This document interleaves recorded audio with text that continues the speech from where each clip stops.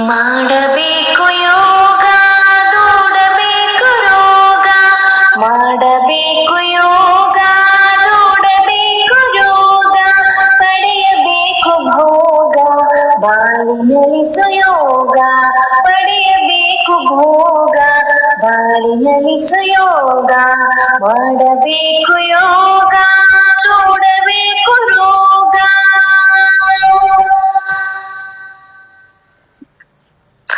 ಪತಂಜಲಿ ರಚಿಸಿದ ಅಷ್ಟಾಂಗ ಯೋಗ, ಪತಂಜಲಿ ರಚಿಸಿದ ಅಷ್ಟಾಂಗ ಯೋಗ, ಆ ಋಷಿಗೆ ಮಾಡುವೆ ನಮನ ಸಾಷ್ಟಾಂಗ, ಆ ಋಷಿಗೆ ಮಾಡುವೆ ನಮನ ಸಾಷ್ಟಾಂಗ, ಮಾಡಬೇಕು ಯೋಗ, ದೂಡಬೇಕು ರೋಗ.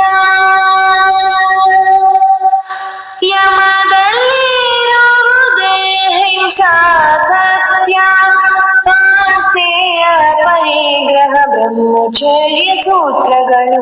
ಯಮದಲ್ಲಿರುವುದೇ ಅಹಿಂಸಾ ಸತ್ಯ, ಆಸ್ತೆಯ ಪರಿಗ್ರಹ ಬ್ರಹ್ಮಚರ್ಯ ಸೂತ್ರಗಳು, ಮಾಡಬೇಕು ಯೋಗ, ದೂಡಬೇಕು ರೋಗ.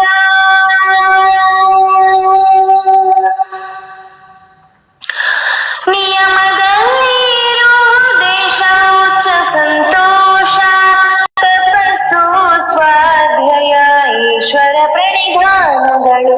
ನಿಯಮದಲ್ಲಿರುವುದೇ ಶೌಚ ಸಂತೋಷ, ತಪಸ್ಸು ಸ್ವಾಧ್ಯಾಯ ಈಶ್ವರ ಪ್ರಣಿಧಾನಗಳು, ಮಾಡಬೇಕು ಯೋಗ, ದೂಡಬೇಕು ರೋಗ.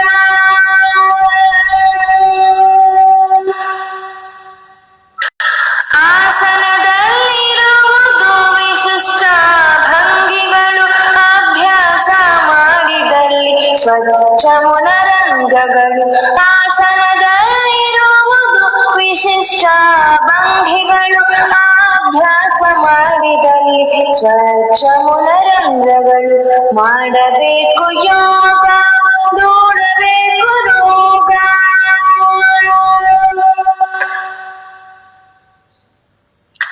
ದೇಹವನ್ನು ಪಳಗಿಸಿ ರೋಗವನ್ನು ತೊಲಗಿಸಿ ಬೇರೂರ ಸುಂದರ ಮೂರ್ತಿಗಳ ನಾಚಿಸಿ. ದೇಹವನ್ನು ಪಳಗಿಸಿ ರೋಗವನ್ನು ತೊಲಗಿಸಿ ಬೇಲೂರ ಸುಂದರ ಮೂರ್ತಿಗಳ ನಾಚಿಸಿ, ಮಾಡಬೇಕು ಯೋಗ, ದೂಡಬೇಕು ರೋಗ.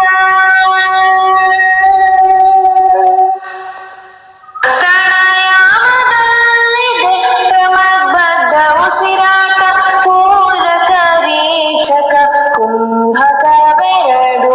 ಪ್ರಾಣಾಯಾಮದಲ್ಲಿದೆ ಪ್ರಮದ್ಬದ್ಧ ಉಸಿರಾಟ, ಪೂರಕ ರೇಚಕ ಕುಂಭಕವೆರಡು, ಮಾಡಬೇಕು ಯೋಗ, ದೂಡಬೇಕು ರೋಗ.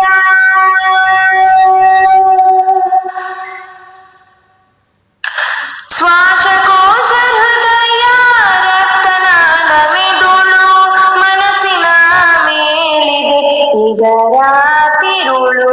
ಶ್ವಾಸಕೋಶ ಹೃದಯ ರಕ್ತನಾಳ ಮಿದುಳು, ಮನಸ್ಸಿನ ಮೇಲಿದೆ ಇದರ ತಿರುಳು, ಮಾಡಬೇಕು ಯೋಗ, ದೂಡಬೇಕು ರೋಗ. ಮಾಡಬೇಕು ಯೋಗ, ದೂಡಬೇಕು ರೋಗ, ಪಡೆಯಬೇಕು ಭೋಗ, ಬಾಳಿನಲ್ಲಿ ಸುಯೋಗ, ಮಾಡಬೇಕು ಯೋಗ, ದೂಡಬೇಕು ರೋಗ. ಮಾಡಬೇಕು ಯೋಗ, ದೂಡಬೇಕು ರೋಗ, ಮಾಡಬೇಕು ಯೋಗ, ದೂಡಬೇಕು ರೋಗ, ಪಡೆಯಬೇಕು ಭೋಗ, ಬಾಳಿನಲ್ಲಿ ಸುಯೋಗ, ಪಡೆಯಬೇಕು ಭೋಗ, ಬಾಳಿನಲ್ಲಿ ಸುಯೋಗ, ಮಾಡಬೇಕು ಯೋಗ, ದೂಡಬೇಕು ರೋಗ.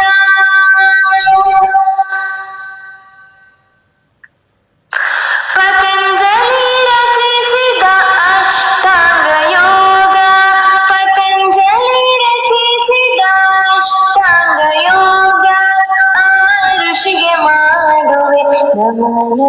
ಸಾಷ್ಟಾಂಗ ಆ ಋಷಿಗೆ ಮಾಡುವೆ ನಮನ ಸಾಷ್ಟಾಂಗ ಮಾಡಬೇಕು ಯೋಗ ದೂಡಬೇಕು ರೋಗ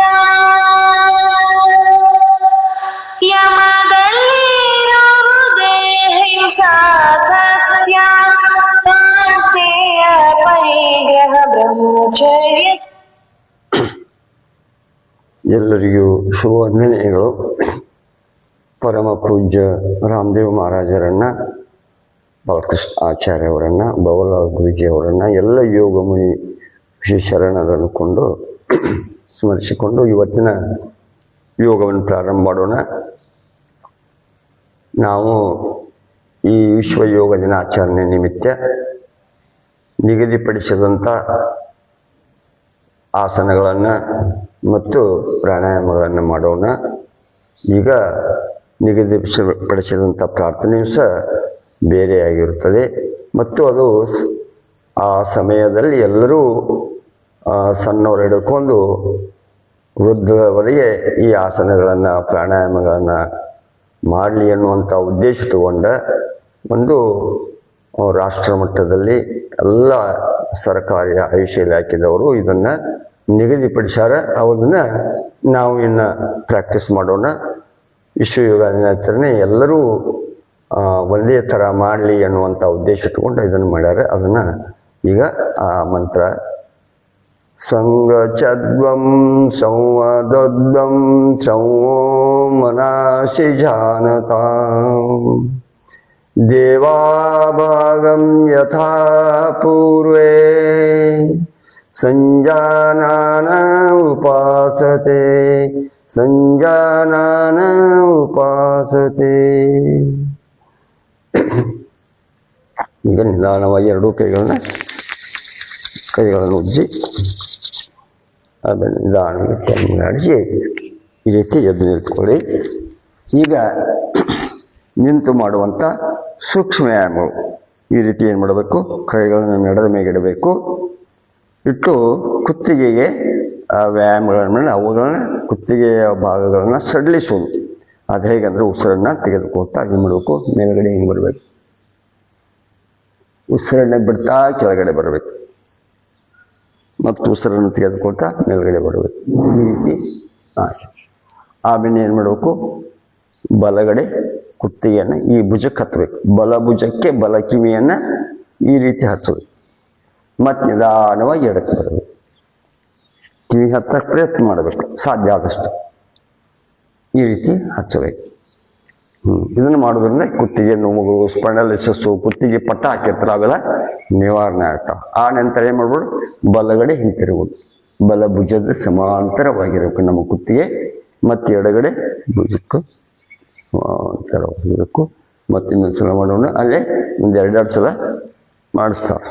ಆಮೇಲೆ ಏನು ಮಾಡು, ಈಗ ಬಲಗಡೆಯಿಂದ ರೊಟೇಟ್ ಮಾಡು. ನೋಡು, ಕುತ್ತಿಗೆ ನೋವುಗಳು, ಕುತ್ತಿಗೆ ಒಂದೇ ಕಡೆ ನೋಡಿದ್ರೆ ನರಗಳು ಹಿಡ್ತಿರ್ತಾವೆ. ಇದನ್ನು ಡೈಲಿ ನೀವು ಮಾಡ್ತಾ ಇದ್ರಿಂದ ಯಾವ ಕುತ್ತಿಗೆ ನೋವುಗಳು ಬರೋಲ್ಲ. ಕುತ್ತಿಗೆ ವೇಟ್ ಜಾಸ್ತಿ ಆಗ್ತಿದ್ರೆ, ವಯಸ್ಸಾತಂದ್ರೆ ಅವೇನು ಮಾಡ್ತಾವೆ, ನರಗಳು ವೀಕ್ ಹಾಕೋತ ಬ್ಲಡ್ ಸರ್ಕ್ಯುಲೇಟ್ ಬಂದದು ಅಂದರೆ ಕುತ್ತಿಗೆ ನೋವು ಶುರು ಆಗ್ತದೆ, ನರಗಳು ಶುರು ಆಗ್ತವೆ, ಪಟ್ಟ ಹಾಕೋಬೇಕಾಗತ್ತೆ. ಅದಕ್ಕೆ ಈ ಸೂಕ್ಷ್ಮ ಮಾಡುವುದರಿಂದ ಯಾವ ನಿಮ್ಮ ಕಣ್ಣಿನ ತೊಂದರೆಗಳು ಅವು ಬರೋದಿಲ್ಲ. ಇಷ್ಟು ಆದ ನಂತರ ಇದು ಕುತ್ತಿಗೆ ಸೂಕ್ಷ್ಮಯಾಗಗಳು. ಈಗ ನಿಂತ ಮಾಡುವಂಥ ಇದು ಸೂಕ್ಷ್ಮಯಾಗಗಳು ಈ ರೀತಿ ಸಮಸ್ಥಿತಿಯಲ್ಲಿ ನಿಲ್ಲಬೇಕು. ಸಮಸ್ಥಿತಿಯಲ್ಲಿ ಏಕ್ ಈ ರೀತಿ ಕೈಗಳು, ದೋ ಪೂರ್ಣ ಕೈಗಳು, ತೀನ್ ಚಾರ್. ಇನ್ನೊಂದ್ಸಲ ಮಾಡೋಣ, ಏಕ್ ದೋ ತೀನ್ ಚಾರ್. ಇಷ್ಟು ಒಂದು. ಆನಂತರ ಏನು ಮಾಡಬೇಕು, ನಮ್ಮ ಕೈಗಳನ್ನು ಭುಜದ ಮೇಗಿಟ್ಟು ನಿಧಾನವಾಗಿ ಈಗ ರೊಟೇಟ್ ಮಾಡು. ನೋಡಿರಿ, ಈ ರೀತಿ ರೊಟೇಟ್ ಮಾಡು. ಅದನ್ನ ರಿವರ್ಸ್, ಇದನ್ನ ಒಂದು 5 ಸಲ 10 ಸಲ ನಿಮ್ಮ ಸಮಯಕ್ಕೆ ಹೆಚ್ಚೆಚ್ಚಿಗೆ ಮಾಡಬಹುದು. ಇವೆಲ್ಲ ನಮ್ಮ ಭುಜದ ಸ್ನಾಯುಗಳೆಲ್ಲ ಆ್ಯಕ್ಟಿವ್ ಆಗ್ತವೆ, ಬ್ಲಡ್ ಸರ್ಕ್ಯುಲೇಟ್ ಚೆನ್ನಾಗಿರ್ತದೆ, ಯಾವ ನೋವುಗಳು ಬರೋದಿಲ್ಲ. ಇಷ್ಟಾಗಂತೆ ಈಗೇನು ಮಾಡಬೇಕು, ಕಟಿಚಕ್ರ ಆಸನ ಅಂತಾರೆ. ಏಕ್ ಅಂದಾಗ ಈ ರೀತಿ ಕೈಗಳಿರಬೇಕು. ಈ ಕೈಯ ಇದು ಹಿಂಗೆ ನೇರವಾಗಿರಬೇಕು ನೋಡಿ, ಹೀಗಿರಬೇಕು. ಇದು ಇದು ಹೀಗೆ ನಮ್ಮ ಕುತ್ತಿಗೆ ಬಲಗಡೆ ತಿರುಗಿರ್ಬೇಕು. ಕೈಗಳು ಎಷ್ಟು ಸಾಧ್ಯ ಕುತ್ತಿಗೆ ತಿರುಗಿಸ್ಬೇಕು. ಭುಜದ ಸಮಾಂತರವಾಗಿರ್ಬೇಕು ಕೈಗಳು. ಮತ್ತು ದೋ ಆಮೇಲೆ ಎಡಗಡೆ ಪೂರ್ಣ ಕೈಗಳು ಈ ರೀತಿ ಬರಬೇಕು. ಈ ಕೈಗೆ ಸಮಾಂತರವಾಗಿರ್ಬೇಕು. ಈ ರೀತಿ ಕೈಗಳಿರಬೇಕು. ತೇ ಚಾರ್ ಇಷ್ಟು. ಮತ್ತು ಇದಾದ ನಂತರ ಏನು ಮಾಡಬೇಕು, ಚೇರ್ ಮೇಲೆ ಈ ನಮ್ಮ ನಡೆದ ನೋವುಗಳನ್ನು ನಿವಾರಣೆ ಮಾಡಬೇಕು. ಏನು ಮಾಡಬೇಕು, ಈ ರೀತಿ ಕೊಂಡಬೇಕು. ಚೇರ್ ಮೇಲೆ ಕೊಂಡಬೇಕು. ದೋ ಏಕ್ ದೋ ಇಷ್ಟು ಸೂಕ್ಷ್ಮ ವ್ಯಾಯಾಮಗಳ ಇಷ್ಟೇ ನಿಗದಿಪಡಿಸ್ಯಾರ. ಇದಾದ ನಂತರ ಏನು ಮಾಡಬೇಕು, ಮತ್ತೆ ವಿಶ್ರಮ ಸ್ಥಿತಿಯಲ್ಲಿ ನಿಲ್ಲಬೇಕು. ಇನ್ನು ಆಸನಗಳನ್ನು ನಿಂತು ಮಾಡುವಂಥ ಆಸನಗಳನ್ನು ಒಂದು 5 ಆಸನಗಳನ್ನು ನಿಂತು ಮಾಡುವಂಥ 5 ಆಸನಗಳನ್ನು ನಿಗದಿಪಡಿಸ್ಯಾರ. ಅದು ತಾಡಾಸನ. ಫಸ್ಟು ತಾಡಾಸನ ಒಳ್ಳೆಯ ಆಸನ. ಇದು ಸಣ್ಣ ಮಕ್ಕಳಿಗೆ ಮೆಮೊರಿ ಪವರನ್ನು ಜಾಸ್ತಿ ಮಾಡುವಂಥದ್ದು, ಯಾರಿಗೆ ಮೆದುಳಿಗೆ ಮತ್ತು ಸ್ಟ್ರೋಕ್ ಹೊಡಿತಿರ್ತೈತಲ್ಲ ಅದನ್ನು ಹೊಡೆದಿದ್ದವರಿಗೆ ಮತ್ತು ಇದು ಹೊಡಿಬಾರ್ದು ಅನ್ನುವಂಥ ಉದ್ದೇಶ ಇಟ್ಕೊಂಡ ಈ ಆಸನವನ್ನು ಮಾಡಬೇಕು. ಸಣ್ಣ ಮಕ್ಕಳಿಗೆ ಮೆಮೊರಿ ಪವರ್ ಜಾಸ್ತಿ ಆಗದ, ಗಿಡ್ಡದವ್ರು ಹೈಟ್ ಆಗ್ತಾರೆ ಮತ್ತು ಬ್ಯಾಲೆನ್ಸ್ ಚೆನ್ನಾಗಿ ಸಿಗ್ತದೆ, ಬ್ಲಡ್ ಸರ್ಕ್ಯುಲೇಟ್ ಚೆನ್ನಾಗಿ ಆಗ್ತದೆ, ಕಣ್ಣಿನ ತೊಂದರೆಗಳು. ಈ ರೀತಿ ಕೈಗಳು ಮೇಲ್ಮುಖವಾಗಿರಬೇಕು. ನಮ್ಮ ಹಿಮ್ಮಡವನ್ನು ಮೇಲ್ಗಡೆ ಎತ್ತಬೇಕು. ಎರಡೂ ಕೈಗಳು ಕಿವಿಗೆ ತಾಗಿರಬೇಕು. ಎಷ್ಟು ಸಾಧ್ಯಕತೆ ನಮ್ಮ ದೃಷ್ಟಿ ಎದುರುಗಡೆ ಇರಬೇಕು.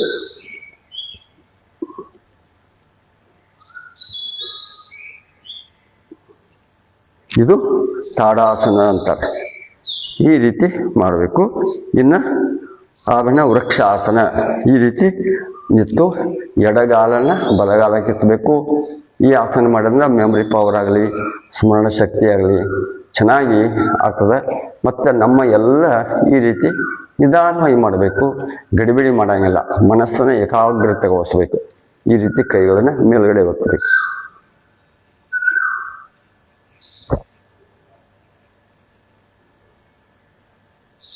ಈ ರೀತಿ ಮಾಡಬೇಕು.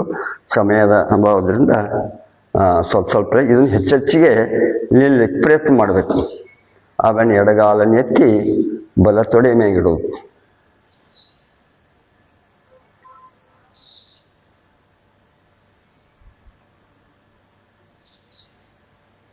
ಮತ್ತು ನಿಧಾನವಾಗಿ ಮಾಡಬೇಕು. ಯಾರಿಗೆ ರೂಢಿ ಇರೋದಿಲ್ಲ ಅವ್ರು ಏನು ಮಾಡಬೇಕು, ಗೋಡೆಗೆ ನಿಂತು ಪ್ರಾಕ್ಟೀಸ್ ಮಾಡಬೇಕು.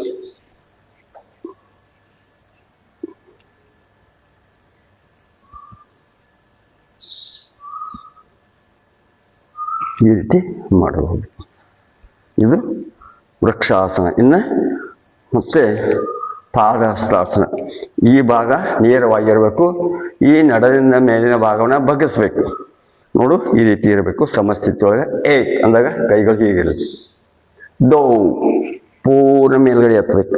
ಥೇನ್ ಅಂದಾಗ ಎರಡೂ ಕೈಗಳು ನಮ್ಮ ಪಾದದ ಹತ್ತಿರ ಬರಬೇಕು. ನಮ್ಮ ಹಣೆಯನ್ನು ಬಗ್ಗಿಸ್ಬೇಕು. ಎಷ್ಟು ಸಾಧ್ಯ ಕಾಲುಗಳು ನೇರವಾಗಿರ್ಬೇಕು. ಮೊಣಕಾಲಿಗೆ ಹತ್ತಕ್ಕೆ ಪ್ರಯತ್ನ ಮಾಡಬೇಕು. ಎರಡೂ ಕೈಗಳು ಊರಬೇಕು. ಸಾಧ್ಯದಷ್ಟು ಮಾಡೋದು. ನಿಮ್ಮ ಶಕ್ತಿ ಅನುಸಾರ ಮಾಡೋದು.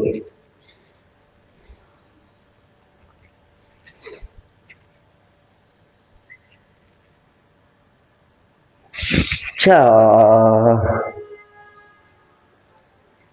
ಪ ಚೈ ಕೌಂಟದಿಂದ ಮಾಡೋದ್ರಿಂದ ಎಲ್ಲರೂ ಮಾಡಲಿಕ್ಕೆ ಅನುಕೂಲ ಆಗ್ತದೆ. ಕೌಂಟ್ ಹಾಕೋದ್ರಿಂದ ಎಲ್ಲರೂ ಒಂದೇ ಮಾಡ್ತಾರೆ. ಯಾಕಂದ್ರೆ ಎಲ್ಲ ಶಾಲಾ ಮಕ್ಕಳು ಪಬ್ಲಿಕ್ಕು ಕೂಡಿರ್ತಾರೆ. ನೀವು ಯೋಗ ಶಿಕ್ಷಕರು ಇದನ್ನು ಕೌಂಟದೊಂದಿಗೆ ಮಾಡಿ. ಇನ್ನು ಅರ್ಧ ಚಕ್ರಾಸನ. ಈ ರೀತಿ ಕೈಗಳು ನಡೆದ ಮೇಲೆ ಇರಲಿ. ಕೆಳಗಿನ ಭಾಗ ನೇರವಾಗಿರಬೇಕು. ನಡದಿಂದ ಮೇಲಿನ ಭಾಗವನ್ನು ಬಗ್ಗಿಸ್ಬೇಕು. ಎಷ್ಟು ಸಾಧ್ಯದಷ್ಟ ಮಾಡಿ ಶಿಕ್ಷಕರಾದವರು ಚೆನ್ನಾಗಿ ಮಾಡಕ್ಕೆ ಕಲಿಬೇಕು. ಯಾಕಂದ್ರೆ ನೀವು ನಿಮ್ಮನ್ನು ನೋಡಿ ಅಲ್ಲಿ ಪಬ್ಲಿಕ್ ಮಾಡ್ತಿರ್ತೈತಿ. ಅದಕ್ಕೆ ಶಿಕ್ಷಕರಾದವರು ಸಾಧಕರು ಚೆನ್ನಾಗಿ ಕಾಣಬೇಕು ಮಾಡುವಂಥವ್ರ ಆಸನಗಳನ್ನು ಸಾಧ್ಯ ಆದಷ್ಟ ನೀವು ಈ ಪ್ರೋಟೋಕಾಲನ್ನು ಪ್ರಾಕ್ಟೀಸ್ ಮಾಡಬೇಕು. ಏಕ್ ಅಂದಾಗ ನೋಡಿ ನಿಧಾನವಾಗಿ ಇದು ಸೀದಾ ಇರ್ಬೇಕು. ಹಿಂಗೆ ಇಷ್ಟೇ ನೋಡಿ, ಹಿಂಗೆ ಇರಬೇಕು. ಇಷ್ಟು ಇಷ್ಟನ ಕುತ್ತಿಗೆಯನ್ನು ಹಿಂದ್ಗಡೆ ಬಗ್ಗಿಸ್ಬೇಕು. ನೋಡಿ ಇಷ್ಟು ಮಾಡಬೇಕು.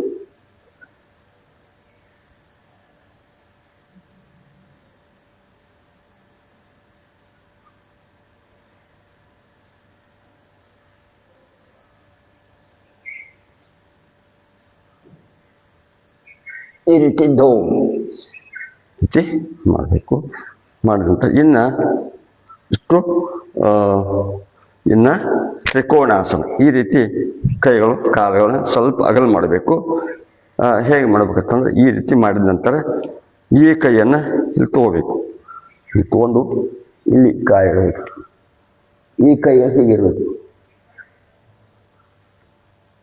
ಕಾಲುಗಳು ಹೀಗಿರಬೇಕು. ಈ ರೀತಿ ಕೈಗಳು ಇಲ್ಲಿ ಪಾದದ ಮೇಗಿರಬೇಕು. ನಮ್ಮ ಕುತ್ತಿಗೆ ಮೇಲ್ಮುಖವಾಗಿರಬೇಕು. ಕೈಗಳು ನಿಮಗೆ ಎದುರುಗಡೆ ಕಾಣಬೇಕು. ಅಂಗೈಗಳು ನಮ್ಮ ದೃಷ್ಟಿ ಹೀಗಿರ್ಬೇಕು.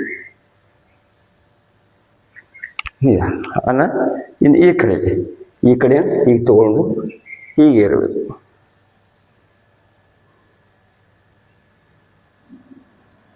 ಇದು ತ್ರಿಕೋಣಾಸನ. ಇಷ್ಟು ನಿಂತು ಮಾಡುವಂಥ 5 ಆಸನಗಳಾದವು. ಇನ್ನು ಕುಳಿತು ಮಾಡುವಂಥ ಆಸನಗಳನ್ನು ಮಾಡೋಣ.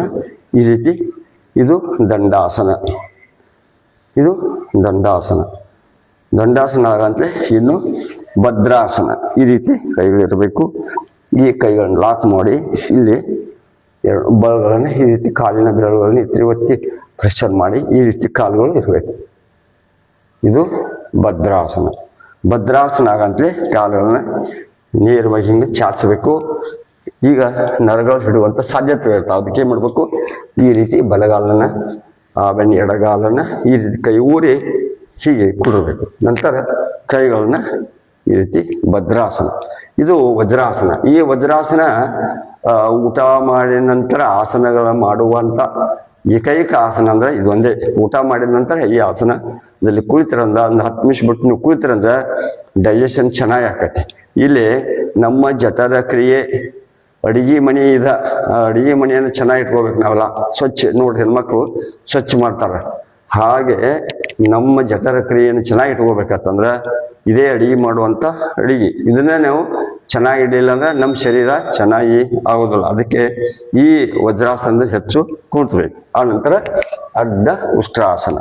ಅರ್ಧ ಉಷ್ಟ್ರಾಸನ ಉಷ್ಟ್ರ ಅಂದ್ರೆ ಏನು, ಒಂಟಿ. ಈ ರೀತಿ ಇರಬೇಕು ಉಷ್ಟ್ರ. ಸಂಸ್ಕೃತದಲ್ಲಿ ಹೇಳ್ತಾರೆ ಇದನ್ನ. ಈ ರೀತಿ ಕೈಗಳು ನಡದ ಮೇಗಿರಬೇಕು. ಈ ಭಾಗ ನೇರವಾಗಿರಬೇಕು. ನಡದಿಂದ ಮೇಲಿನ ಭಾಗವನ್ನು ಬಗ್ಗಿಸ್ಬೇಕು ಮತ್ತು ನಿಧಾನವಾಗಿ ಮಾಡಬೇಕು. ನಿಮ್ಮ ಶಕ್ತಿ ಅನುಸಾರ ಮಾಡಬೇಕು. ಏನಾರು ಮಾಡ್ಕೊಂಡು ನರವುಗಳನ್ನು ಹಿಡ್ಕೊಳ್ಳುವಂಗ ಸಾಧ್ಯ ಆದಷ್ಟು ಗುರುವಿನ ಮೂಲಕ ಯೋಗವನ್ನು ಕಲೀರಿ. ಈ ರೀತಿ ಹಿಡಿದ ನಂತರ ನಿಧಾನವಾಗಿ ಬಗ್ಬೇಕು. ಕಾಲುಗಳು ನೇರವಾಗಿರಬೇಕು. ಇಷ್ಟೇ ನೋಡ್ರಿ, ಇಷ್ಟೇ.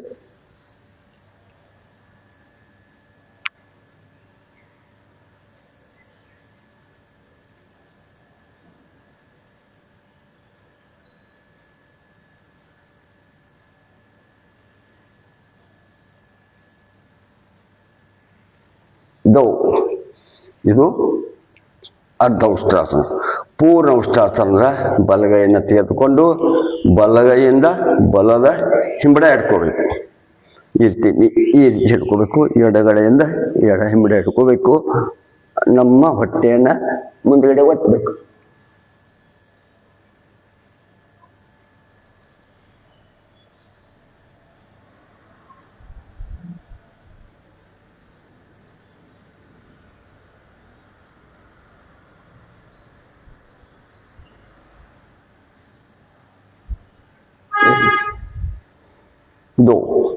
ಈ ರೀತಿ ಇದು ಪೂರ್ಣ ಉಷ್ಟ್ರಾಸನ. ಪೂರ್ಣ ಉಷ್ಟ್ರಾಸನ ಆಗಂತಲೇ ಶಶಾಂಕಾಸನ. ಯಾರು ಮಾನಸಿಕವಾಗಿ ಬಲ್ತಾರ ಅಥವಾ ಭಾಳ ಆಯಾಸ ಆದಾಗ, ಬೇಜಾರಾದಾಗ, ನಮ್ಮ ಶರೀರ ಒಂಥರ ಏನೋ ದಣಿವಾದಾಗ ಏನು ಮಾಡಬೇಕು, ಈ ಶಶಾಂಕಾಸನ ಮಾಡಬೇಕು. ಮಾನಸಿಕವಾಗಿ ಬಲ್ದವ್ರಿಗೆ ಒಳ್ಳೆಯ ಆಸನ. ಇನ್ನೂ ಹೆಚ್ಚಿಗೆ ಅವ್ರ ಕಡೆಯಿಂದ ಮಾಡಿಸ್ಬೇಕು. ಮಾನಸಿಕ ಪೇಷಂಟ್ ಇರ್ತಾವ ಅಂಥವ್ರು ಹೆಚ್ಚು ಈ ಆಸನವನ್ನು ಮಾಡಿಸ್ಬೇಕು. ಇದು ಒಳ್ಳೆಯ ಆಸನ. ಇದು ಶಶಾಂಕಾಸನ ಅಂತಾರೆ. ಚೈಲ್ಡ್ ಪೋಷನ್ ಅಂತಾರೆ ಇಂಗ್ಲೀಷ್ನಲ್ಲಿ. ಈ ಆಸನ ಒಳ್ಳೆಯ ಇದು ಈ ರೀತಿ ಶಶಾಂಕಾಸನ. ಶಶಾಂಕಾಸನ ಅಂದ್ರೆ ಉತ್ಥಾನ ಮಂಡೂಕಾಸನ ಅಂತಾರೆ. ಕಾಲುಗಳನ್ನು ಅಗಲ ಮಾಡಬೇಕು ಈ ರೀತಿ. ಈ ಕೈಗಳನ್ನ ನಮ್ಮ ಏನು ಹಿಂದುಗಡೆ ಹಿಡ್ಕೋಬೇಕು ಈ ರೀತಿ ಭುಜದ ಹಿಡ್ಕೊಂಡು ಇಷ್ಟು ಕಣ್ಣು ಮುಚ್ಚಿ ನಮ್ಮ ಎರಡೂ ಕೈಗಳು ಈ ರೀತಿ ಇರಬೇಕು. ಹಿಂದುಗಡೆ ಭುಜಕ್ಕೆ ತಾಗಿರ್ಬೇಕು. ನಮ್ಮ ದೃಷ್ಟಿ ಕಣ್ಣು ಮುಚ್ಚಿ ನಮ್ಮ ನರನಾಡಿಗಳನ್ನು ಗಮನಿಸಬೇಕು. ಇದು ಉತ್ಥಾನ ಮಂಡೂಕಾಸನ ಅಂತಾರೆ. ಇನ್ನು ಇದಾದ ನಂತರ ವಕ್ರಾಸನ. ಒಳ್ಳೆಯ ಇದು ಆಸನ. ಕಾಲುಗಳನ್ನ ನೇರವಾಗಿರಬೇಕು. ಈ ರೀತಿ ಎಡಗಾಲನ್ನು ಮಡಚಿ ಎಡಗೈಯಿಂದ ಈ ರೀತಿ ಬಲಗಾಲನ್ನು ಮಡಚಿ ಈ ರೀತಿ ಬಲಗಾಲಿನ ಮೊಣಕಾಲಿನ ಇಲ್ಲಿ ಹಿಡ್ಕೊಳ್ಳು. ಕುತ್ತಿಗೆನ ಈ ರೀತಿ ತಿರುಗಿಸ್ಬೇಕು. ಇದು ಇನ್ನು ನೆಕ್ಸ್ಟ್ ರಿವರ್ಸ್ ಮಾಡೋದು. ಈ ಕಡೆ ಬಲಗಾಲ ನೇರವಾಗಿ ಮಾಡೋದು, ಎಡಗಾಲನ್ನು ಮಡಚೋದು, ಬಲಗೈಯಿಂದ ಬಲಗಾಲಿನ ಈ ರೀತಿ ಮೊಣಕಾಲಿನ ಹಿಡ್ಕೊಳ್ಳೋದು. ಕುತ್ತಿಗೆನ ಸಾಧ್ಯ ಆದಷ್ಟು ಹಿಂದ್ಗಡೆ ತಿರುಗಿಸ್ಬೇಕು.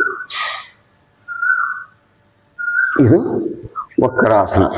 ಇಷ್ಟು ಮಾಡುವಂಥ ಇನ್ನು ಹೊಟ್ಟೆಯ ಕೆಳಗೆ ಮಾಡುವಂಥ ಆಸನಗಳನ್ನು ಮಾಡೋಣ. ಇದು ಮೊದಲನೇದ್ದು ಏನು ಮಕರ ಆಸನ ಅಂತಾರೆ. ಇಷ್ಟು ಮಾಡಿರಬೇಕು. ಎರಡೂ ಕಾಲುಗಳಾಗಲಾಗಿರಬೇಕು. ನೆಕ್ಸ್ಟು ಭುಜಂಗಾಸನ. 3 ಆಸನಗಳನ್ನು ಹೇಳ್ಯಾರ. ಇನ್ನು ಮೊದಲನೇದು ಹೊಟ್ಟೆ ಕೆಳಗಡೆ ಮಾಡುವಂಥ ಆಸನಗಳು ಮಕರಾಸನ, ಆಮೇಲೆ ಭುಜಂಗಾಸನ. ಎರಡೂ ಕೈಗಳು ಇಲ್ಲಿ ಇರಬೇಕು. ಇಲ್ಲಿ ಆಮೇಲೆ ನಿಧಾನವಾಗಿ ಎತ್ತ ನೋಡಿ. ಅಷ್ಟು ಅಂಕಣದವರೆಗೆ ಪೂರ್ಣವಾಗಿ ಎತ್ತಬೇಕು. ನಮ್ಮ ದೃಷ್ಟಿ ಎದುರುಗಡೆ ಇರಬೇಕು. ಈ ರೀತಿ ಕೈಗಳು ಇರಬೇಕು.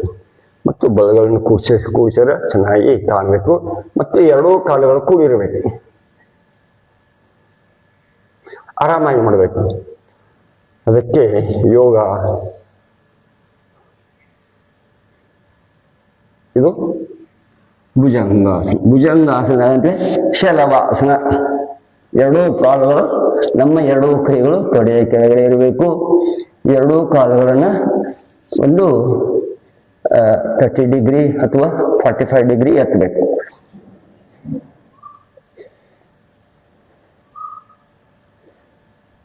ಈ ರೀತಿ ಇದು ಶಲವಾಸನ. ಇಷ್ಟು ಹೊಟ್ಟೆಯ ಮೇಲೆಗೆ ಮಾಡುವಂಥ ಆಸನಗಳಾದವು. ಈಗ ನೆಕ್ಸ್ಟ್ ಏನು ಮಾಡಬೇಕು?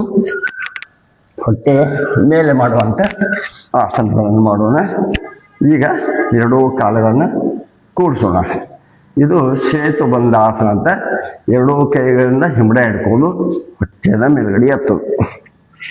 ನಮ್ಮ ಎದೆ ನಮ್ಮ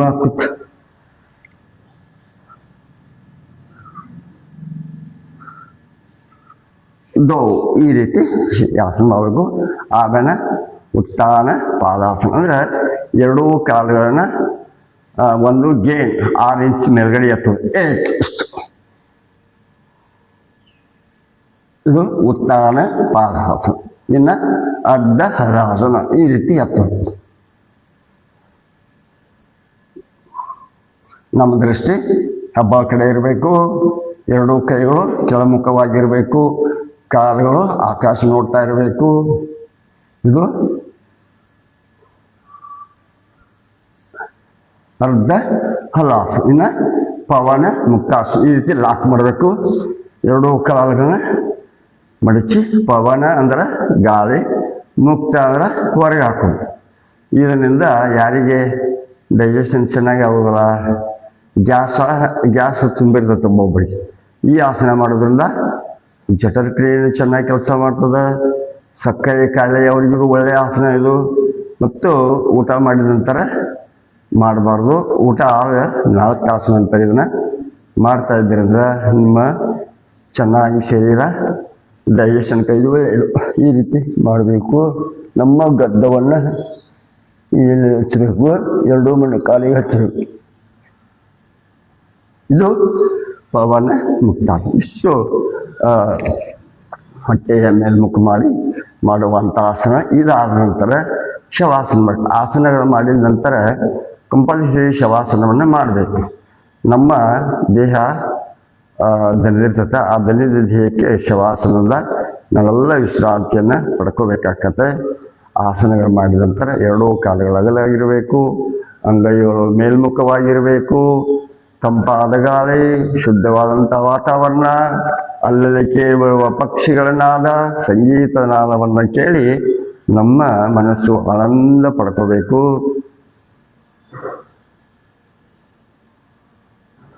ಇಷ್ಟು ಆದ ನಂತರ ನಮ್ಮ ಕಾಲಿನ ಬೆರಳುಗಳನ್ನು ಹಿಡಿದು ಪ್ರತಿಯೊಂದು ನರನಾಡಿಗಳನ್ನು ಸಡಿಲಿಸುತ್ತಾ ಹೋಗಬೇಕು. ಹೇಗೆ ಅಂತಂದರೆ ನಮ್ಮ ಕಾಲಿನ ಬೆರಳುಗಳನ್ನು ಸಡಿಲಿಸಿ ಅವಕ್ಕೆ ವಿಶ್ರಾಂತಿಯನ್ನು ಕೊಡಬೇಕು. ಹಿಂಬಡದ ಸ್ನಾಯುಗಳನ್ನು ಸಡಿಲಿಸಿ ಅವಕ್ಕೆ ವಿಶ್ರಾಂತಿಯನ್ನು ಕೊಡಬೇಕು. ಹೀಗೆ ನಮ್ಮ ಮೊಣಕಾಲಿನ ಸ್ನಾಯುಗಳನ್ನು ಸಡಿಲಿಸಿ ಅವಕ್ಕೆ ವಿಶ್ರಾಂತಿಯನ್ನು ಕೊಡಬೇಕು. ಬಲಿಷ್ಠವಾದ ನಮ್ಮ ತೊಡೆಯ ಸ್ನಾಯುಗಳನ್ನು ಸಡಿಲಿಸಿ ಅವಕ್ಕೆ ವಿಶ್ರಾಂತಿಯನ್ನು ಕೊಡಬೇಕು. ಈ ರೀತಿ ಶರೀರದ ತುಂಬ ಇಡೀ ಶರೀರವನ್ನು ಸಡಿಲಿಸುತ್ತಾ ಹೋಗಬೇಕು. ಅಂದರೆ ನಮ್ಮ ಕೈ ಬೆರಳುಗಳನ್ನು, ಮುಂಗೈಗಳನ್ನು ಮತ್ತು ಬಲಿಷ್ಠವಾದ ರೆಟ್ಟೆಗಳನ್ನು, ಭುಜದ ಸ್ನಾಯುಗಳನ್ನು, ನಮ್ಮ ಕುತ್ತಿಗೆ ಸ್ನಾಯುಗಳನ್ನು, ಕಣ್ಣು, ಕಿವಿ, ಮೂಗು, ನಾಲಿಗೆ, ನೆತ್ತಿ, ಹಣೆ, ಹುಬ್ಬು, ತುಟಿ ಪ್ರತಿಯೊಂದು ಸ್ನಾಯುಗಳನ್ನು ಸಡಿಲಿಸುತ್ತಾ ಹೋಗಿ ಈಗ ಇಷ್ಟೆಲ್ಲವನ್ನು ಸಡಿಲಿಸಿದಾಗ ನಮ್ಮ ಶರೀರ ವಿಶ್ರಾಂತಿಯನ್ನು ಕೊಡ್ತದೆ, ಹಗುರವಾಗ್ತದೆ. ನಮ್ಮ ದೇಹ ಆಕಾಶದಲ್ಲಿ ಹಾರಾಡಿದಂತೆ ಭಾಸವಾಗ್ತದೆ. ಆ ಶರೀರವನ್ನು ನಾವು ಈ ರೀತಿ ಸಡಿಲಿಸ್ಕೋಬೇಕು. ಅದರ ಜೊತೆ ನಮ್ಮ ಮನಸ್ಸನ್ನ ಏಕಾಗ್ರತೆಗೊಳಿಸಬೇಕು. ನಮ್ಮ ಮನಸ್ಸು ಈ ಕಡೆ ಇರಬೇಕು, ಆ ಕಡೆ ಈ ಕಡೆ ಹರಿಬಾರ್ದು. ಇಷ್ಟು ಇದು ಶವಾಸನ. ಈ ಶವಾಸನ ಮಾಡಿದ ನಂತರ ಬಲಗೈ ಎತ್ತಿ ನಿಧಾನವಾಗಿ ಕಣ್ಣುಗಳನ್ನು ಈ ರೀತಿ ಕಣ್ಣು ಮೇಲೆ ಆಡಿಸಿ ಈ ರೀತಿ ಬಲಗೈಯನ್ನು ಊರಿ ಎದ್ದು ಕುಳಿತುಕೊಳ್ಳಿ. ಇಷ್ಟು ಆದ ನಂತರ ನಾವೇನು ಮಾಡಬೇಕು, ಈಗ ಪ್ರಾಣಾಯಾಮಗಳನ್ನು ಮಾಡಬೇಕು. ಮೊದಲನೆಯ ಪ್ರಾಣಾಯಾಮ ಕಪಾಲಭಾತಿ, ವಾಯುಮುದ್ರೆಯಲ್ಲಿ ಕುಳಿತುಕೊಳ್ಬೇಕು. ಈ ರೀತಿ ನಮ್ಮ ನಡ ಇದು ನೇರವಾಗಿರಬೇಕು, ಕುತ್ತಿಗೆಯನ್ನು ನೇರವಾಗಿರಬೇಕು. ಈ ರೀತಿ ಕುಳಿತುಕೊಂಡು ಕಪಾಲಭಾತಿಯನ್ನು ಮಾಡಬೇಕು. ಕಪಾಲಭಾತಿಯಲ್ಲಿ 3 ರೀತಿ ಕಪಾಲಭಾತಿ ಅದಾವ. ಒಂದು ನಿಧಾನವಾಗಿ, ಮಧ್ಯಮಗತಿ, ತೀವ್ರಗತಿ. ಹೊಸದಾಗಿ ಕಲಿಯೋರು ನಿಧಾನಗತಿಯೊಳಗೆ ಮಾಡಬೇಕು. ಹೇಗೆ ಅಂತಂದ್ರೆ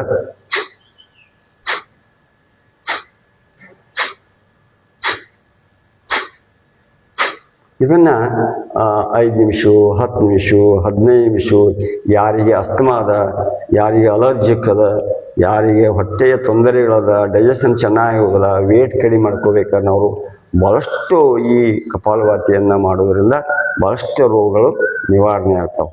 ಅದಕ್ಕೆ ಸಾಕಷ್ಟು ರೋಗಗಳನ್ನು ನಿವಾರಣೆ ಮಾಡೋದು ದೊಡ್ಡ ಪಟ್ಟಿನೇ ಇದೆ.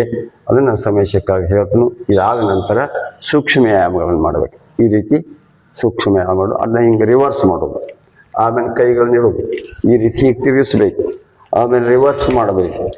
ಆಮೇಲೆ ಈ ರೀತಿ ತಿರುಗಿಸ್ಬೇಕು, ಮತ್ತು ಈ ರೀತಿ ತಿರುಗಿಸ್ಬೇಕು. ಮತ್ತು ಕೈಗಳನ್ನ ಲಾಕ್ ಮಾಡಿ ಇಷ್ಟು ಸೂಕ್ಷ್ಮ ವ್ಯಾಯಾಮಗಳನ್ನ ಪ್ರತಿಯೊಂದು ಪ್ರಾಣಾಯಾಮಕ್ಕೆ 8 ಪ್ರಾಣಾಯಾಮಗಳನ್ನು ನಮ್ಮ ರಾಮದೇವ್ ಗುರೂಜಿ ಅವರು ಕೊಟ್ಟಾರ. ಅವನ್ನ 8 ಪ್ರಾಣಾಯಾಮಗಳು ಬಹಳ ಮಹತ್ವದ್ದು. ಆಮೇಲೆ ನಂತರ ಈ ನಾಡಿ ಶೋಧನ ಅಂತಂದರೆ ಎಡಗಡೆಯಿಂದ ಉಸಿರನ್ನು ತೆಗೆದುಕೊಳ್ಳೋದು, ಹಾಗೆ ನಿಲ್ಲಿಸೋದು, ಮತ್ತು ಬಲಗಡೆ ಬಿಡೋದು, ಮತ್ತು ಖಾಲಿ ಶೂನ್ಯದಲ್ಲಿ ನಿಲ್ಲಿಸೋದು, ಮತ್ತು ಬಲಗಡೆ ಉಸಿರನ್ನ ತೆಗೆದುಕೊಳ್ಬೇಕು. ಅದಕ್ಕೆ ಪೂರಕ, ಕುಂಭಕ, ರೇಚಕ, ಬಾಹ್ಯ ಕುಂಭಕ ಅಂತಾರೆ. ಈ ರೀತಿ ಉಸಿರನ್ನು ಎಡಗಡೆ ತಗೊಳ್ಳೋದು, ಬಲಗಡೆ ಬಿಡೋದು, ಹಾಗೆ ನಿಲ್ಲಿಸೋದು.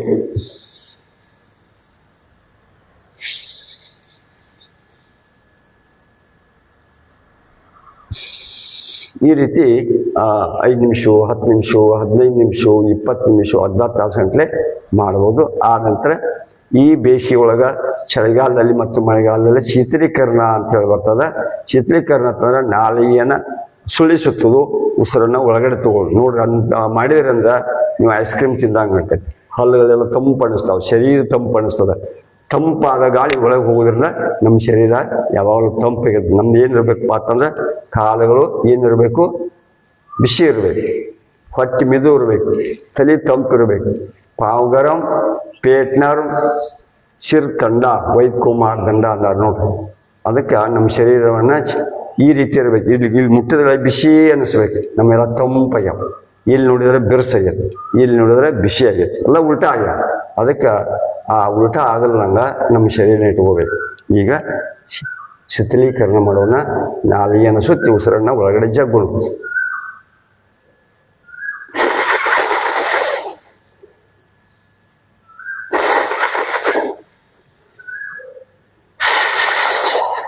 ನೋಡಿ, ಇದು ಹಿಂಗೆ ಜಗ್ಗಿದ್ರೆ ಅಂದ್ರೆ ಉಸಿರನ್ನ ಒಳಗಡೆ ಜಗ್ಗಿದ್ರೆ ನಿಮ್ಮನ್ನ ಐಸ್ ಕ್ರೀಮ್ ತಿಂದಂಗೆ ಆಗ್ತದೆ, ಶರೀರ ತಂಪಾಗ. ಇದು ಶೀತಲೀಕರಣ ಆದ ನಂತರ ಭ್ರಾಮರಿಯನ್ನು ಮಾಡೋಣ. ಭ್ರಮರ ಅಂದ್ರೆ ಗುಂಗೆ ಹುಳ. ಗುಂಗೆದು ಉಳಿಯುತ್ತೆ, ಮೂಗಿನಿಂದ ಸಪ್ಲ ಮಾಡೋದು. ಇದು ನಿದ್ದೆ ಹತ್ತಲ್ಲ ಅವ್ರಿಗೆ, ಸರಿಯಾಗಿ ನಿದ್ದೆ ಹತ್ತಲ್ಲ, ಏನೋ ತಲೆ ಒಳಗೆ ಗುಯ್ ಸಪ್ಪ ಬರ್ತದ, ಅದೆಲ್ಲ ನಿವಾರಣೆ ಆಗ್ತದೆ ನೋಡು. ಮತ್ತು ಒಳ್ಳೆಯದು. ನಮ್ಮ ಮನಸ್ಸನ್ನ ನೀವು ಇಷ್ಟು ಮಾಡಿ ಇದರಂದ್ರೆ ನಿಮ್ಮ ತಲೆ ಶಾಂತಿ ಇರ್ತೈತಿ. ಈ ರೀತಿ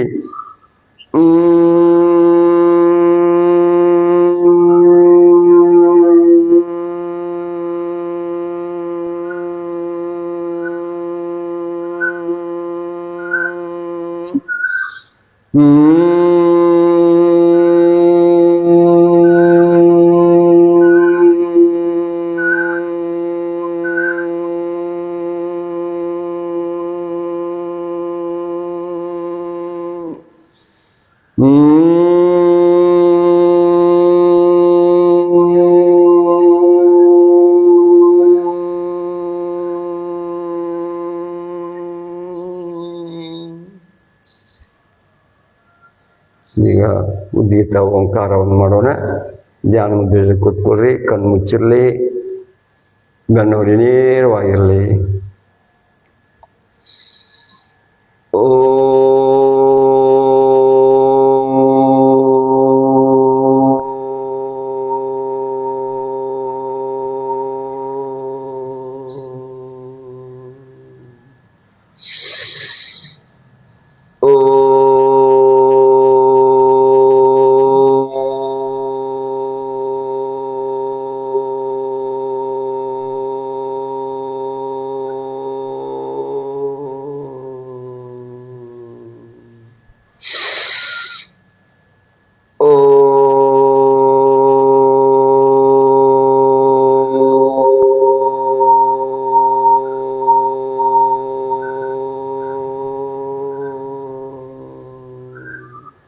ಮೌನ, ಪ್ರಣವ, ಧ್ಯಾನ, ಮೆಡಿಟೇಷನ್. ಕಣ್ಣು ಮುಚ್ಚಿರಲಿ. ನಿಮ್ಮ ಮನಸ್ಸು ಉಸಿರಾಟದ ಕಡೆಯಲ್ಲಿ. ಮನಸ್ಸಿನಲ್ಲಿ ಯಾವುದೇ ವಿಚಾರಗಳನ್ನು ತರಬೇಡಿ. ಅವು ತಮ್ಮಷ್ಟಕ್ಕೆ ಬರುತ್ತವೆ, ಹೋಗುತ್ತವೆ. ಬೆನ್ನು ಹತ್ತಿ ಹೋಗಬೇಡಿ.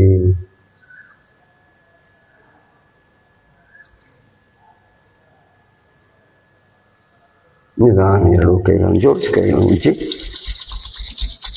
ಕಣ್ಣು ಮೇಲಾಡಿಸಿ.